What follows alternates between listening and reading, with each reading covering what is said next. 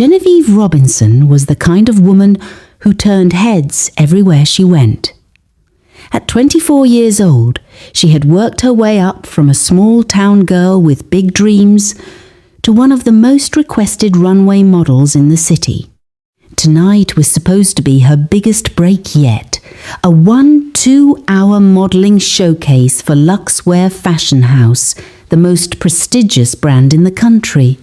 Companies from all over Africa would be watching, and scouts from international agencies were confirmed to attend. This was the night that could change everything. 3 weeks before the event, Genevieve had been scrolling through her phone during lunch break when an advertisement popped up. Crown Leg Hair, Africa's #1 luxury wig brand. Premium quality, celebrity approved, limited stock. The models in the photos looked absolutely stunning, their hair flowing like silk waterfalls. Genevieve's heart skipped. For a showcase this important, she needed to look absolutely flawless. Her natural hair was beautiful, but a premium wig would give her that extra polish, that magazine cover perfection. Without thinking twice, she clicked Order Now and selected the most expensive option, a long, wavy, honey blonde wig that cost her 3-month savings. It arrived 2 days before the showcase, in elegant packaging with a handwritten note. "You deserve to shine, crown leg hair." The night of the showcase, Genevieve arrived at the venue 4 hours early. Her makeup artist Tracy worked magic on her face, while Genevieve carefully installed the wig herself. She had watched countless tutorials and was confident in her skills. The wig fitted perfectly, looked absolutely natural, and made her feel like $1 million. As she admired herself in the mirror, Tracy whistled. "Girl, you look like you just stepped out of a Hollywood movie."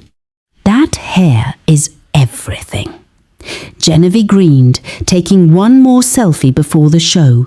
She felt invincible. But about an hour before the first walk, Genevieve felt a slight throb at her temples.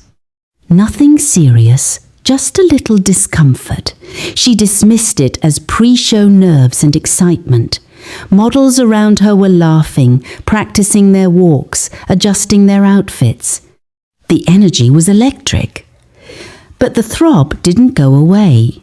Instead, it grew steadily worse. By the time she was supposed to line up for her first walk, the throb had become a persistent ache that made her squint under the bright backstage lights. "Are you okay?" asked Monique, another model standing beside her. Genevieve forced a smile. "Just a small headache. I'll be fine." She reached into her bag and pulled out 2 paracetamol tablets, swallowing them dry. "This show must go on," she told herself. She had worked too hard for this opportunity to let a simple headache ruin it. Her first walk went perfectly. The audience applauded as she glided down the runway in an emerald green evening gown, her honey blonde wig catching the lights beautifully. Cameras flashed. She could hear their approval in the room. But backstage, as soon as she stepped off the runway, the headache hit her like a hammer, sharp, pounding pain that made her grip the wall for support. "Genevieve, you're up again in 15 minutes, called out Marcus, the stage coordinator. Genevieve nodded weakly, her hand pressed against her forehead. The pain was now radiating from the top of her head down to her neck. She felt dizzy and slightly nauseous. Harriet Montgomery, the showcase manager, noticed Genevieve leaning against the wall, her face pale despite the perfect makeup. Harriet was a non-nonsense woman in her 50s who had managed countless fashion events and prided herself on running a tight ship. She walked over quickly, her clipboard clutched to her chest. Genevieve, what's wrong? Harriet's voice was firm but concerned. I have a really bad headache, Miss Harriet, Genevieve admitted, her voice barely above a whisper. It started small, but now it's killing me. Harriet's eyes widening slightly, then narrowed in thought. She couldn't afford to have her star model collapse or perform poorly. There were too many important eyes watching tonight, but she also couldn't have Genevieve looking sick or sweaty. It would ruin the carefully crafted makeup and the professional image of the entire showcase. Come with me, Harriet said decisively, leading Genevieve to a private corner backstage. She grabbed a clean towel from the makeup station, ran to the refreshment area, soaked it in ice-cold water, and returned quickly. Sit down, she instructed. Genevieve obeyed, and Harriet gently pressed the cold, wet towel against her forehead. This should help. Just breathe. You've got this. Only a few more walks, and then you can rest. Okay? The cold towel did provide momentary relief, like a brief pause in the storm of pain hammering inside her skull. Genevieve took deep breaths, trying to center herself. Thank you, Miss Harriet, she whispered. Don't thank me yet. Just get through tonight. You're doing amazing out there. Everyone's talking about you, Harriet said with an encouraging smile before rushing off to handle other aspects of the show. Genevieve Koo dated her second walk, modelling a stunning red pantsuit that hugged her curves perfectly. The audience loved it. But backstage, the headache was no longer just pain. It felt like something was moving, pressing, pushing against the inside of her skull. She felt feverish. Her hands trembled as she changed into her third outfit, a flowing white wedding gown that was the grand finale piece of the night. Last walk, Genevieve! Make it count! Marcus called out enthusiastically. Genevieve stood in the wings, waiting for her cue. The pain was almost unbearable now. She could barely focus her eyes. The music swelled, the lights dimmed, and the spotlight illuminated the runway. This was her moment.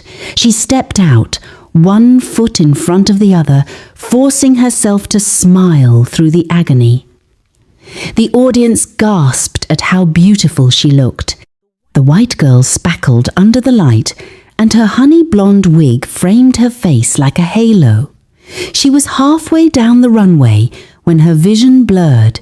She blinked hard, trying to clear it. Her steps faltered slightly. Someone in the front row noticed and whispered to their companion. Genevieve kept walking, but her legs felt like jelly. The pain in her head was now screaming, drowning out the music, the applause, everything. And then, just as she reached the end of the runway, Genevieve's body gave up. Her knees buckled, her eyes rolled back, and she collapsed in a heap of white fabric and blonde hair. The audience screamed. Models rushed from backstage. Harriet dropped her clipboard and ran toward the stage, shouting orders.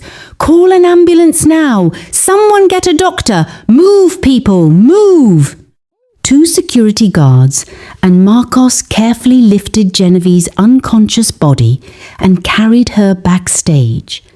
They laid her on a couch in the dressing room. Tracy, the makeup artist, was crying, fanning Genevieve's face. Harriet was on the phone backing instructions to the emergency services while trying to keep the show from descending into complete chaos. Please wake up! Please wake up! Genevieve kept whispering, holding Genevieve's limp hand. An event medic arrived within minutes and tried to revive her, checking her pulse, her breathing, shining a light in her eyes. She's stable but unconscious. We need to get her to a hospital immediately. This looks serious. The ambulance arrived 12 minutes later, and Genevieve was rushed to City General Hospital. Harriet riding with her, still in her event outfit and heels. The doctors in the emergency room worked quickly, checking vitals, running tests, hooking her up to monitors. After what felt like an eternity, Genevieve's eyes fluted open. She was disoriented, confused, surrounded by beeping machines and worried faces. Where am I?" she mumbled. "You are in the hospital, sweetheart. You collapsed during the showcase," Harriet explained gently, relief flooding her face. "How do you feel?" Genevieve started to answer, but then the pain hit her again, sharp, intense, like knives stabbing into her scalp. She cried out, her hands flying to her head. "It hurts! Oh God, it hurts so much!" Dr. Emmanuel Okafor, the attending physician, stepped forward with concern. "We've run preliminary tests, but we haven't found anything conclusive yet." The headache. When did it start exactly? Tonight, right before the show, Genevieve gasped through tears of pain. It just kept getting worse. The pain was now unbearable. Something felt wrong, terribly wrong. In a moment of desperate instincts, Genevieve reached up and grabbed the beautiful honey blonde wig that she had installed so carefully hours ago. With a sharp pull, she yanked it off her head. What happened next would haunt everyone in that room for the rest of their lives. The wig came off, and with it came the most horrifying sight imaginable. Dozens of fat white maggots, some as thick as thumbs, were crawling across Genevieve's scalp, wriggling obscenely under the hospital lights. Some were half buried in her skin, burrowing into wounds that had rested and become infected. Her scalp was covered in oozing sores, inflamed and raw, where the maggot had been feeding. The screams that erupted in that hospital room were primal. Genevieve screamed in horror and revulsion. Harriet stumbled backward, nearly fainting. Dr. Okafor shouted for nurses. A young nurse who had just entered the room saw the maggots and vomited right there on the floor. "Cold emergency. We need surgical prep now. Now, doctor." Okafor's voice cut through the chaos with professional urgency. Genevieve was crying hysterically, trying to brush the maggots off, but there were too many. They were everywhere. "Get them off me! Please, get them off me!" she sobbed, her entire body shaking. Within minutes, Genevieve was rushed into emergency surgery. A team of doctors and nurses, all wearing protective gear and masks, worked methodically to remove every single maggot from her scalp and treat the extensive damage they had caused. The procedure took 4 hours. They removed over 60 maggots in total, some of which had burrowed nearly a centimetre into her scalp tissue. The wounds were cleaned, disinfected, treated with antibiotics, and carefully bandaged. While Genevieve was in surgery, Harriet sat in the waiting room, still in shock, still trembling. But her shock was slowly transforming into rage. This wasn't a natural occurrence. This wasn't bad luck. Someone was responsible for this nightmare. That wig, that expensive premium quality wig from Crown Leg Hair, had done this to Genevieve. Harriet pulled out her phone with shaking hands and found the order confirmation email on Genevieve's forwarded messages. The company name, the vendor contact, everything was there. A woman named Jessica Adami was listed as the CEO and primary contact. Harriet didn't hesitate. She called the police. Detective Chukuma Unosu arrived at the hospital within the hour. Harriet explained everything. The wig, the collapse, the maggots. The detective's face grew darker with each detail. This is criminal negligence at best, attempted murder at worst, he said grimly. We'll bring her in for questioning immediately.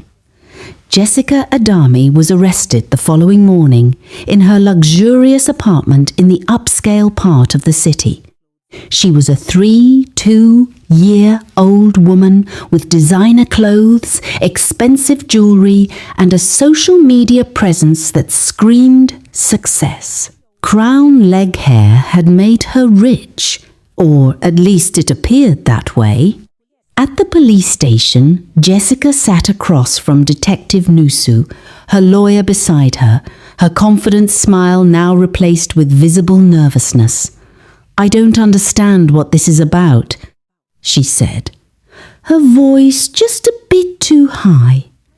My products are top quality.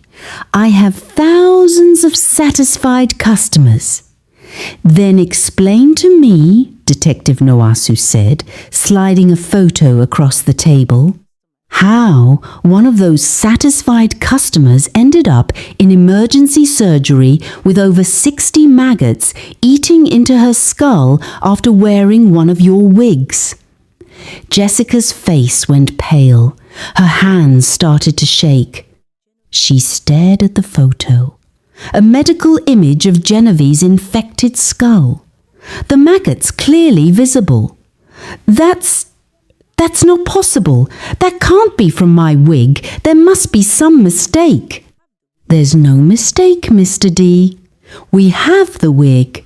It's being examined by forensic specialists right now. And you're going to tell me exactly how you make these wigs. The detective's voice was still. For a long moment, Jessica said nothing. Then slowly, tears began rolling down her cheeks. Her lawyer whispered something to her, but she shook her head. No, she whispered. No more lies. And then the whole horrible truth came spilling out. Jessica had indeed worked in the hair industry. 3 years ago, she was employed by one of the most reputable wig manufacturers in West Africa, Crown Hand Industries. Her boss, Mr. Kenneth Okonkwo, was a meticulous businessman who took hair sourcing very seriously. He travelled regularly to India, Brazil, and Eastern Europe, paying donors fairly for their natural hair. When the hair arrived at his facility, it went through an extensive purification process. Washed multiple times, treated with powerful antibacterial and antifungal solutions, heat treated in specialized machines that killed any possible contaminants. Only after this rigorous process would the hair be used to manufacture wigs. The whole operation was certified, regulated, and inspected regularly. Jessica had learned the basics of wig making during her time there. She watched the process, asked questions, took mental notes. She saw how much money was in the business, the luxury cars Mr. Okonkwo drove, the expensive lifestyle. She wanted that for herself.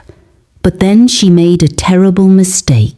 She started stealing finished wigs from the inventory and selling them privately online, pocketing the money. She thought she was clever, thought she wouldn't get caught, but Mr. Okonkwo's accountant noticed the discrepancies during an audit. Jessica was confronted, and despite her tears and apologies, she was fired immediately. No police charges were filed out of mercy, but her reputation in the legitimate industry was destroyed. Jessica found herself with no job, mounting debts, and a taste for the luxury lifestyle she could no longer afford. But she remembered the basics of wig making. She knew there was money to be made. So she decided to start her own business, Crown Leg Hair. The problem was she didn't have the capital for the legitimate process. Buying quality donor hair was expensive. The purification equipment and chemicals cost a fortune. Certifications and inspections were beyond her budget. So Jessica found a shortcut, a terrible, horrifying shortcut that made her stomach turn even as she explained it to the detective. I made connections with people who worked at mortuaries, Jessica confessed. Her voice barely above a whisper. 7 different mortuaries across the city. They would remove hair from dead bodies before burial or cremation. Fresh corpses, usually accident victims or people who died suddenly. The hair was still intact, still looked beautiful. Detective Nusu's expression was one of pure disgust. You used hair from dead bodies? Jessica nodded miserably. They would collect it and sell it to me cheap, very cheap. I would pay them maybe 5,000 naira for what would cost me 50,000 from legitimate sources. I knew it was wrong. I knew it. But the profit margin was so good, I told myself it wasn't hurting anyone. The people were already dead. What did it matter? And the purification process, the detective pressed, the antibacterial treatment. Jessica's silence was answer enough. Eventually, she whispered, I couldn't afford the proper equipment or chemicals, so I just washed the hair with regular shampoo and sometimes a little bleach. Then I'd condition it to make it look shiny. That's it. I thought it would be fine. The detective's fist slammed on the table, making everyone in the room jump. You thought washing malt? Do you have any idea what kinds of bacteria, parasites, and decomposition agents can be present in hair? Taken from corpses. Jessica was sobbing now. I didn't think anything like this would happen. I've sold hundreds of wigs. Most people were fine. They loved them. The reviews were great. Most people, the detective repeated coldly, but not all. How many others were harmed, Mr. D? How many other victims haven't come forward yet? The answer to that question came quickly as news of Genevieve's case spread. First through the modelling community, then to local news, and finally exploding across social media. Other victims began to emerge. Within 48 hours, 17 women had come forward with similar stories. Severe headaches, scalp infections, mysterious illnesses that started right after purchasing wigs from Crown Leg Hair.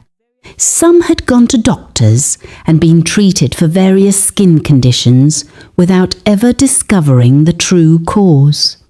Others had simply stopped wearing the wigs when they caused discomfort, never realizing the danger they had been in.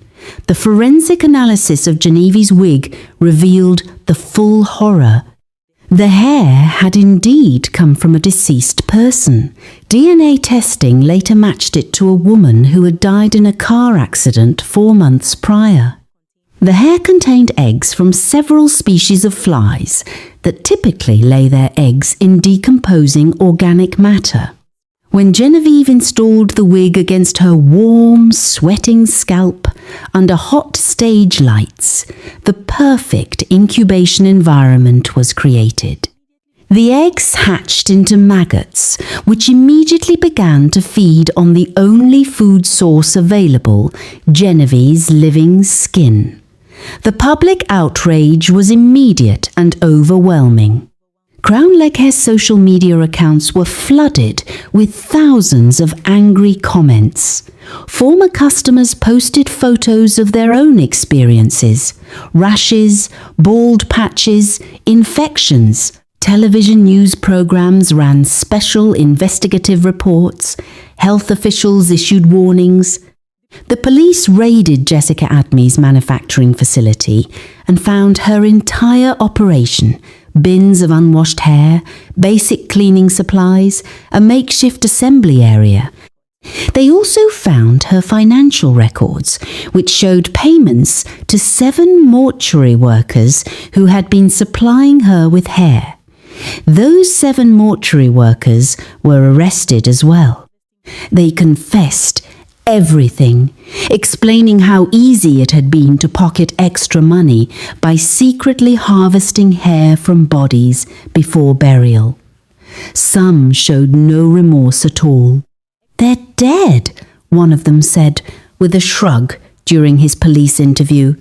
"They don't need hair anymore." The trial was swift.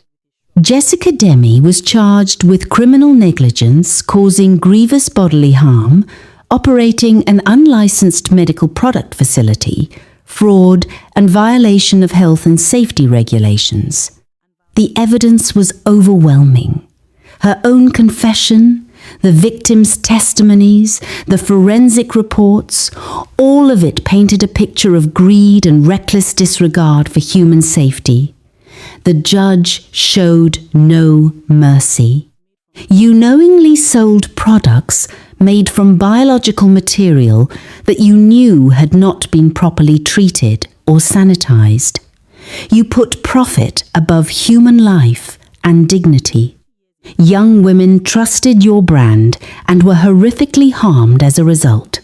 Jessica was sentenced to 20 years in prison with no possibility of parole for the first 10 years. The 7 mortuary workers received sentences ranging from 5 to 12 years each, depending on their level of involvement and remorse. The mortuaries themselves faced massive fines and regulatory investigations. All of Crown Leg Hair's inventory, hundreds of wigs in various stages of production, was confiscated by health authorities and publicly burned in a controlled incineration.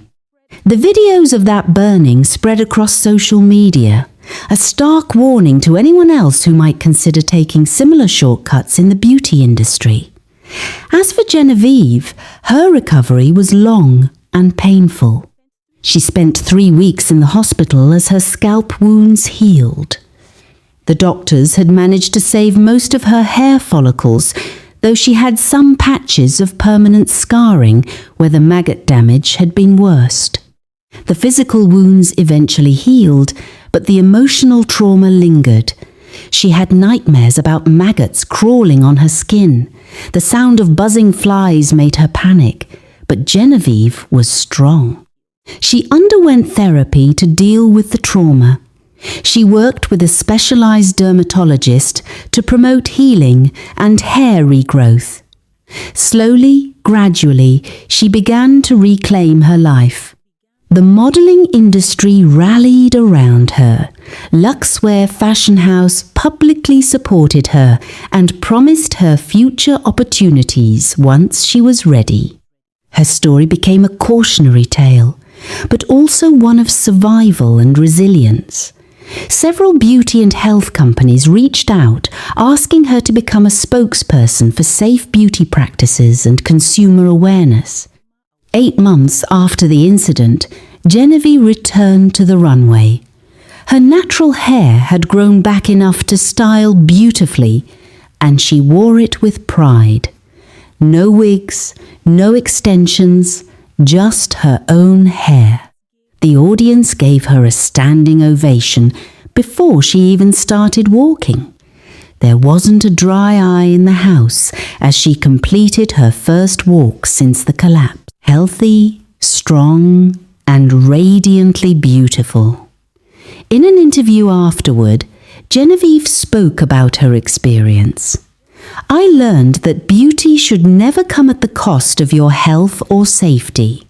I encourage everyone, please, please, research what you put on your body. Ask questions. Don't just trust fancy packaging and cheap prices. Your life is worth more than looking good for one night." The scandal led to major reforms in the beauty industry.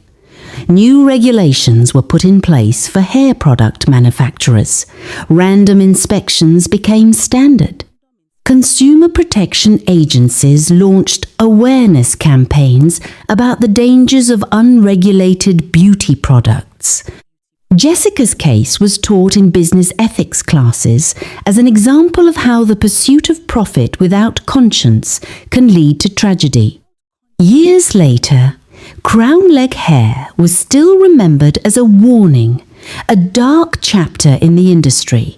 But Genevieve Robinson became a symbol of something much more powerful: survival, resilience, and the importance of speaking truth even when it's uncomfortable. She built a successful career not just as a model, but as an advocate, helping other young women avoid the traps of too good to be true beauty products. The lesson was clear and unforgettable. Beauty built on lies, shortcuts, and disrespect for human dignity will always eventually reveal its true ugly face, and sometimes that revelation comes with maggots. Thank you very much for watching. Please, besties, don't forget to like, comment, and share to your loved ones. The end.